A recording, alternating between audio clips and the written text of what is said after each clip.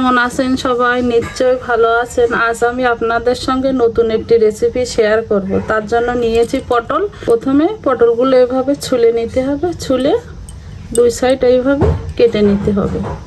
পটলগুলো সব এভাবে কেটে নিয়েছি।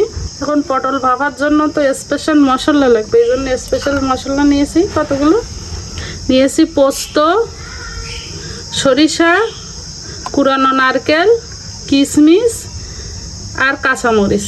এখন মশলাগুলো সব শিলে বেটে নেব। লবণ দিলাম আর একটু হলুদ দিলাম, সব একসঙ্গে বেটে নেব। সরিষার তেল দিয়ে দিলাম, কড়াইয়ে লবণ দিয়ে দিলাম, দিয়ে দিলাম। এখন পটলগুলো ভেজে নেব। পটল দিয়ে দিলাম। এই যে পটলগুলো আমি এইভাবে ভেজে নিয়েছি, স্পেশাল মশলাটাও বেটে নিয়েছি। এখন একটা স্টিলের কৌটায় পটল ভাজার তেল এতে দিয়ে দিয়েছি। এখন এই মশলা একটু জল দিয়ে নেব। মশলার ভিতরে একটু জল দিয়ে নিয়েছি। এখন এটা ভালোভাবে মিক্সড করে নেব। অল্প একটু চিনি দিয়ে দিলাম, কৌটার ভিতরে দিয়ে দিলাম। এখন পটলগুলো একটা একটা করে সাজিয়ে দেব ভিতরে।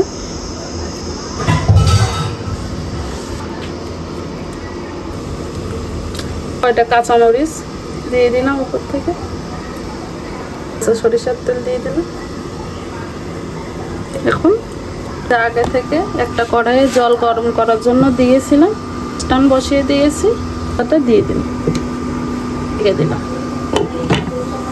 20 থেকে 25 মিনিট লাগবে এটা রেডি হতে। 20 থেকে 25 মিনিট অপেক্ষা করব আমরা।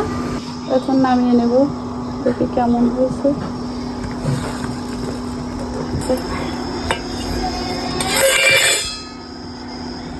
ওয়াও, দেখেন একবার আপনারা, ওয়াও দেখেন কত সুন্দর হয়েছে পটল ভাপাটা। আপনারা অবশ্যই এইভাবে একবার বাসায় তৈরি করে খাবেন। রান্নাটা কেমন হয়েছে কমেন্টে অবশ্যই জানাবেন। সবাই ভালো থাকবেন।